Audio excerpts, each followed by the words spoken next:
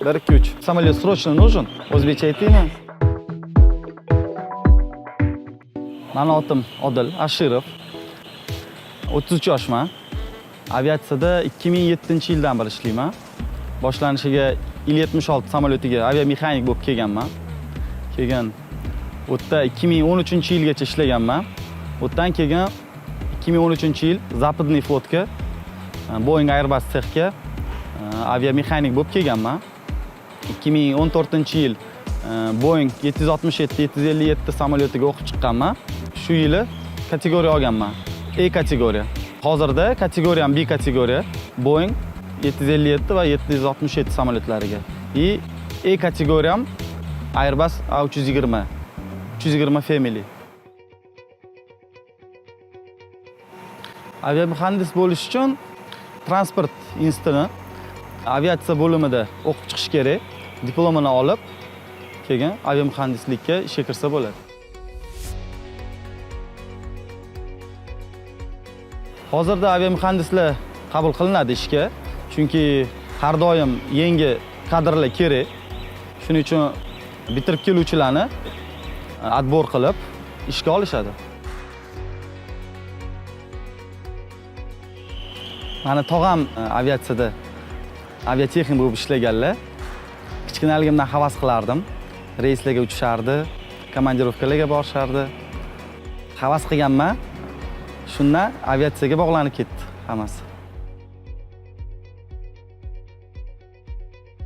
Katta C-cheklar, E-cheklar, osonroq ishlari qisqa vaqtda qilinadigan, keyin katta vaqtda har 10 yilda, 3 yilda qilinadigan katta remontning ishlari bajariladi.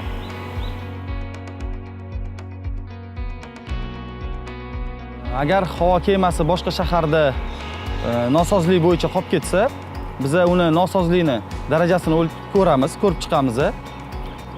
Qanaqa ishlar qilinishi kerak, nima qilinishi kerak.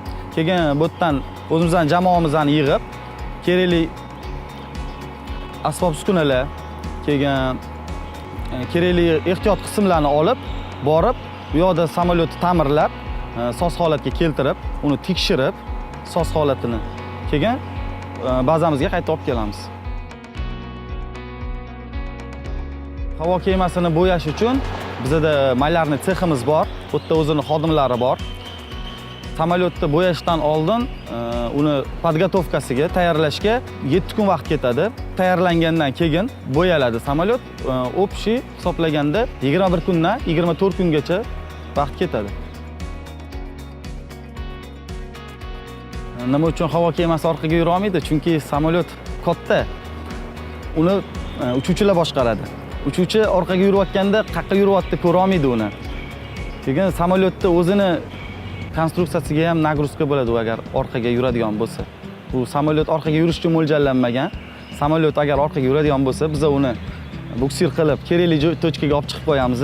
Bu yog'iga pilotlarimizni o'zi olib keturishadi qayerga kerak bo'lsa. Ish vaqtimizda kulguli desa ham bo'ladi. Hodisalar bo'lib turadi. Misol uchun zadaniya beriladi. Samolyot bortiga, qaysidir samolyotga borish kerak. Samolyotning bortini adashtirib qo'yishimiz mumkin, misol uchun. Lekin bunaqa holatlarda sirazi qo'limizda hujjatlarimiz bor. Qaraymiz, bortiga kelib, bilamiz adashganimizni, sirazi xatoyimizni to'g'rilaymiz. Qo'pol qilib aytganda avtobus emas, ko'chada to'xtab tura olmaydi, havoda to'xtab tura olmaydi samolyot. Shuning uchun biz buni xavfsizligi bizning bo'ynimizda. Chunki samolyot 100% xavfsiz bo'lsa, 100% texnik ko'rikdan o'tgan bo'lsa, samolyot bilan muammo bo'lmaydi hech qanaqa havoda. Shuning uchun bizdan juda ham qattiq talab qilinadi bezopasnost bo'yicha. Biz har bitta qilgan ishimizga boshimiz bilan javob beramiz. Har bitta qilgan ishimizni kartalarimizni tasdiqlaymiz. Har bitta qilgan ishimizni injenerlarimiz, B kategoriyalar buni hammasini tekshirib oladi.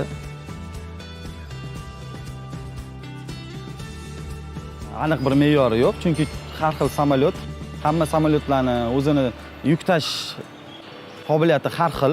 Misol uchun Boeinglarda ko'proq yuk, misol uchun 40 tonna, 45 tonna, Airbuslarda undan kamroq.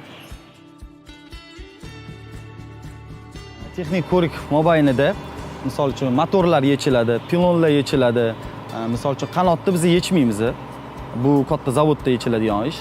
Qanotga bog'langan har bitta detalni yechib texnik ko'rikdan o'tkazamiz biz. Biz bundan tashqari samolyotimizda shassi qismini yechamiz buni. Misol uchun uni har o'zini vaqti bor. Shunda yechib, agar almashadigan bo'lsa almashadi, agar boshqa qo'shimcha ishlar qilinadigan bo'lsa qo'shimcha ishlar qilinadi. Kil qismini yechamiz, texnik ko'rikdan o'tkaziladi bu ham. Xullas samolyotimizni to'liq qo'pol qilib aytganda chochib tashlashga va qayta yig'ishga bizda xodimlarimizni kolичествоsi rol o'ynaydi va misol uchun agar yaxshi ishlasak, bir oylada ham chochib yig'ib bera olamiz.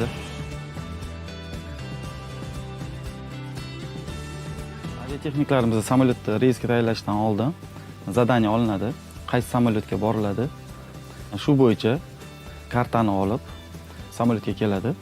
Samolyotga kelgandan keyin o'zini ishlari bor, qilinadigan ishlar, misol uchun g'ildiraklar tekshiriladi, samolyotni tashqi tomoni marshrut bo'yicha osmotr qilinadi. Samolyotni suv bilan zapravka qilinadi, kerakli gazlar bilan zapravka qilinadi. Keyin shu samolyotni topливо bilan zapravka qilib, samolyotni soz holatga keltirib, uchishga tayyor holatga keltirib, keyin biz samolyotimizni ekipajga topshiramiz. Ekipaj bizdan samolyotimizni qabul qilib oladi va uchishga tayyorlanadi ular. Kelajakda havo kemalarimiz elektr dvigatelda harakatlanadigan bo'lishi kerak. Chunki aviatsiya har doim rivojlanib boradi.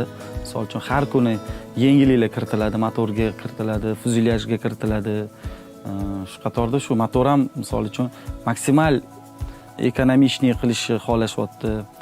Borib shu elektr samolyotida uchsa kerak.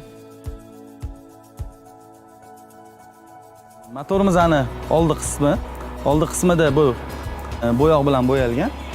Chunki bu birinchidan motorimiz aylanayotganini, shu xavfli zonaligini bildirib turadi. Ikkinchidan, misol uchun qushlarga nima desa bo'ladi? Qushlarni haydash vazifasini ham bajaradi. Samolyotimizning shassi qismi, oldi qismi. Bizda bu nima deb aytamiz? Hamma biladigan anaqada tilda remove before flight. Shassisi olinib ketmasligi uchun biz samolyot qo'ngandan keyin har bir stoykaga bittadan pinini qo'yib chiqamiz. Bunisi bizda stvorkaniki. Stvorkani ochdik biz, bu yerda ishlayotganimizda stvorka yopilib ketmasligi uchun biz bu yerga lok qo'yamiz. Pinlari bor o'zini. Shuni qo'yishimiz kerak обязательно. Agar biz buni qo'ymasak, agar samolyotda ishlab ketsa, bu yopilib qolishi mumkin. Yomon oqibatlar olib keladi. Agar o'zingizlarni qiziqtirgan savollar bo'lsa, izoh qoldiring. Keyingi savollarda ko'rishguncha.